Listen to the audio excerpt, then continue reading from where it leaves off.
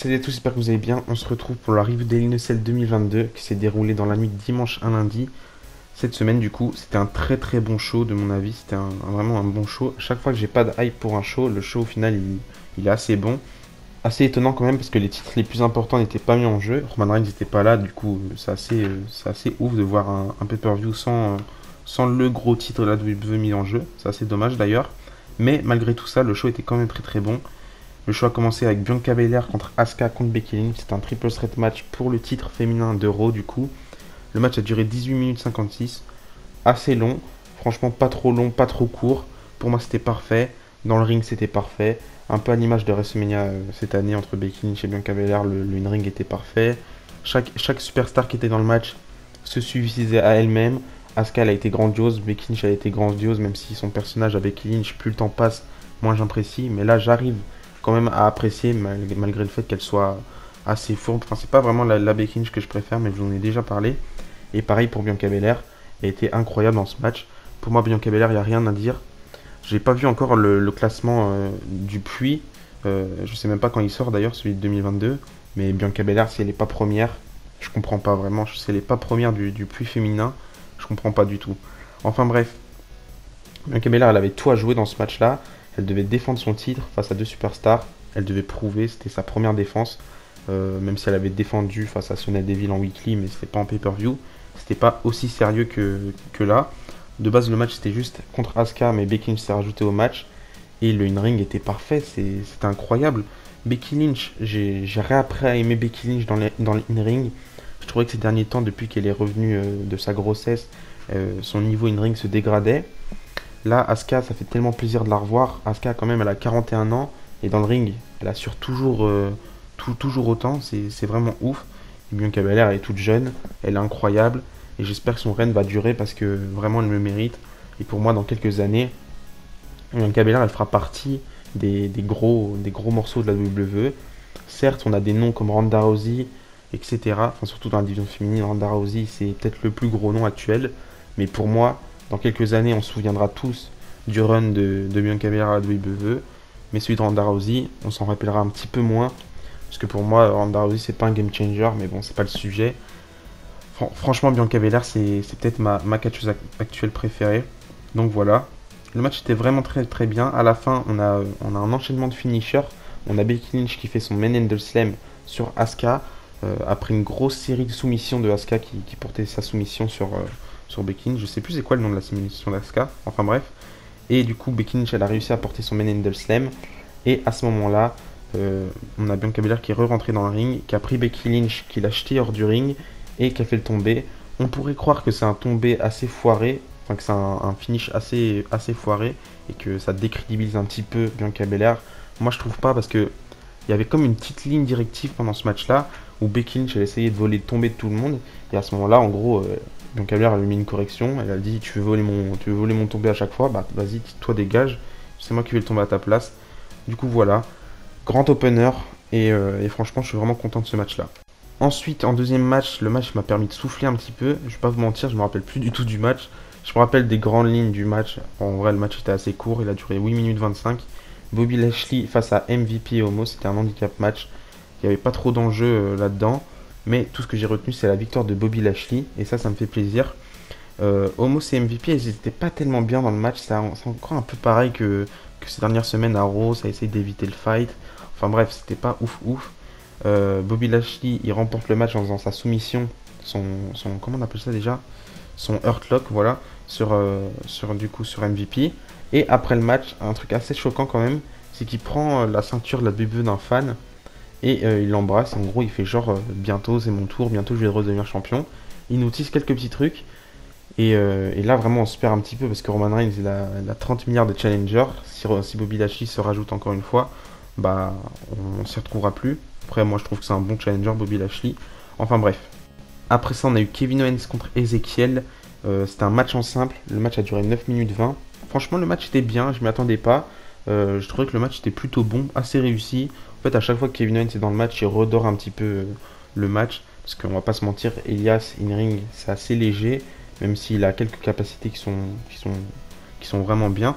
Mais Elias, je trouve ça assez léger in-ring. Enfin, j'aime pas trop les styles à la Elias, à la Dexter Lumis par exemple. C'est pas le genre de style de catch que je préfère. Alors qu'au contraire, Kevin Owens, c'est le genre de style de catch que j'aime beaucoup. Du coup, voilà, franchement, le match, il m'a étonné. Le niveau in-ring m'a étonné. Victoire de Kevin Owens, ça aussi, je m'y attendais pas. Je pensais que Ezekiel allait remporter le match, vu sa construction ces dernières semaines en weekly. Mais là, non, Kevin Owens remporte le match, et assez clean en vrai, parce qu'il fait son Cannonball. Puis après, il reprend Elias, enfin Ezekiel à ce moment-là. Il reprend Ezekiel, il lui fait son stunner. Et du coup, victoire de Kevin Owens qui s'empare de la victoire. Et après, je sais pas si ça va continuer entre Kevin Owens et Ezekiel. Mais on verra ces prochaines semaines. Ensuite, on a eu un match qui me hypait énormément. Judgment Day, Edge, Damien Priest et Rhea Ripley face à AJ Styles, Finn Balor et Liv Morgan. Tout ce que j'attendais de ce match-là, c'est réellement passé. Du coup, je trouve ça extrêmement bien. C'est dommage que c'était pas en INSL, mais après, je comprends le fait qu'il y ait autant de monde dans un INSL, on a du mal à tout voir. Donc voilà. Le match a duré 16 minutes du coup. Troisième plus long match de la soirée, je crois, il me semble. Et franchement, il y avait beaucoup d'intensité dans ce match-là. L'intensité y était. AJ Styles il a brillé, Finn Balor il a brillé. Liv Morgan pareil, même si Liv Morgan et Rhea Ripley on les a pas trop vus durant le match. Enfin surtout Liv Morgan parce que Rhea Ripley au final on l'a bien vu. Damien Priest il était très bien, très solide dans le match. Pareil pour Edge. Peut-être un petit peu court le match. Et le fait qu'il y ait tant d'intensité que ça a rendu le match encore plus court j'ai l'impression.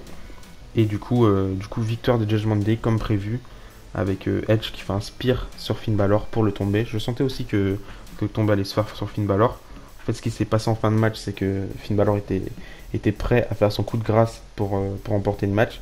Sauf que Rhea Ripley, encore une fois, elle s'est mis devant Finn Balor pour pas qu'il le fasse. Et au moment où Finn Balor tente son coup de grâce, il se loupe et Edge arrive avec son spear pour la victoire. Et c'est comme ça que se termine ce match-là. Franchement, c'est un match que je vous conseille parce que le match était vraiment très très bien. Ensuite, encore un match pour souffler. Vraiment, ce match-là, c'est le match que j'ai le moins aimé. C'est le match que j'ai moins aimé du show. Et pourtant, il est assez long en vrai. Madcap Moss contre Happy Corbin, c'est un All-Star match. Le match a duré 12 minutes. En vrai, je suis pas fan d'Happy Corbin. J'aimais beaucoup le Baron Corbin de NXT, le Lone Wolf.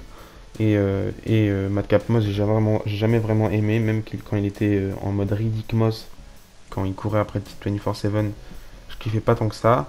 Madcap Moss, je kiffe pas tant que ça. Et là, le Madcap Moss actuel, je kiffe pas non plus. En vrai, j'ai un petit problème avec ce catcheur-là, même s'il a un grand physique. Et voilà, en vrai, il y a tout qui pourrait aller pour ce catcheur-là soit grandiose. Mais pour l'instant, j'accroche pas tant que ça. J'espère que plus les semaines vont passer, plus ça va changer. Mais en tout cas, victoire de Madcap Moss qui détruit Baron Corbin, enfin plutôt Happy Corbin. Et à la fin, du coup, Baron Corbin sera forcé de repartir en civière. Du coup, voilà. Avant-dernier match du show, c'était pour le titre des États-Unis. C'était un match qui me hypait aussi, même si le résultat paraît assez clair. Theory contre Mustafa Ali. Match pour le titre des États-Unis, match en simple. Le match a duré 10 minutes 25. Mustafa Ali était à la maison, donc forcément tout le monde l'acclamait. Et je trouve ça bien de revoir Mustafa Ali. C'est un catcheur que j'apprécie énormément. Je sais pas pourquoi, dès qu'il a fait ses débuts au main roster en 2018, fin 2018 il me semble, j'ai eu une accroche directe avec lui. En fait, même depuis WrestleMania 34, j'ai eu une accroche directe. Parce qu'avant, je regardais pas trop 205 Live, mais quand il a fait ses débuts à WrestleMania 34 dans le kick-off, là j'ai directement accroché. Théorie, j'aime beaucoup ce catcheur aussi. C'est un petit peu moins le style que j'aime bien, même si il a un vrai physique, il a un vrai style de catch à lui-même. Il sait bien catcher. Il est bon au micro. Il y a tout qui lui réussit à Théorie. Et le fait qu'il soit champion des États-Unis, ça rend encore plus crédible. J'ai hâte de voir la suite. Peut-être qu'on aura un petit match face à Cena, du coup à SummerSlam ou même un peu plus tôt, je sais pas. Mais en tout cas, le match là était vraiment assez bon. Quelques petits spots qui étaient assez sympas. Mais ça se termine en victoire de Theory qui remporte le match avec son ATL sur Mustafa Ali. Du coup, Theory conserve son titre des États-Unis. Et enfin, le match qui me hypait le plus, Cody Rhodes contre Seth Rollins et le match. Le match a duré 24 minutes 21. Je m'attendais à tout pendant ce match-là. Je m'attendais à un retour de Bray Wyatt. Finalement, rien ne s'est passé de tout ça. Et aussi, il y avait beaucoup de questionnements autour de Cody Rhodes qui a été blessé. On l'a annoncé quelques heures avant le show. Peut-être un jour avant le show, mais je me rappelle, moi je l'ai appris juste quelques heures avant le show. Et Seth Rollins, quel génie. Il fait son entrée avec la tenue de Dusty Rhodes. Enfin, inspiré de la tenue de Dusty Rhodes. C'est un crack, il avait déjà fait ça à SummerSlam 2020 avec la tenue de Rey Mysterio d'Halloween Havoc. Après, Cody Rhodes fait son entrée. Et là, en fait, moi je savais qu'il était blessé, je savais qu'il a fait une déchirure au pec, mais j'avais oublié que ça laissait des marques comme ça. J'avais vu plusieurs catcheurs qui avaient eu ça pendant leur carrière, comme Triple H par exemple, John Cena, etc. Mais j'avais oublié que ça laissait des grosses marques, des gros bleus. Et je sais pas pourquoi ça m'est sorti totalement de la tête. Et du coup, j'ai été choqué quand Cody Rhodes il a retiré sa veste. Là, on a vu son gros bleu. Et vraiment, on peut dire tout ce qu'on veut sur Cody Rhodes, mais ce mec-là, il aime le catch. Il est fan de catch et il donnerait tout pour le catch. Après, c'est vrai qu'il a eu l'autorisation de catcher parce que sa blessure ne pouvait pas s'aggraver. Mais il va devoir se faire opérer. Je crois qu'il s'est opéré aujourd'hui d'ailleurs. Et du coup, il aura quelques mois d'absence à la WWE. C'est assez dommage. Mais je pense qu'il reviendra plus fort et peut-être qu'il reviendra un peu plus tôt. On sait pas. En tout cas, l'Innocent match était vraiment très très bon. Meilleur match de la soirée pour moi. Pendant le match, Cody Rhodes il s'est pris tous les bumps possibles et imaginables. Il s'est pris des poteaux dans le bras, il s'est pris des coups de sledgehammer dans le pec, dans le bras, il s'est pris la cage et tout ça. Enfin bref, il s'est pris tous les bumps possibles. À un moment donné, il a réussi à rentrer un pedigree, ça fait plaisir. On nous le tease depuis WrestleMania, du coup ça fait plaisir. Et du coup, victoire de Cody Rhodes qui s'empare de la victoire avec. Donc voilà, c'est la fin de cette vidéo, j'espère qu'elle vous a plu. Et d'ici là, je vous dis à la prochaine. Et n'oubliez pas, tant qu'à vu catch les sports. Bisous bisous.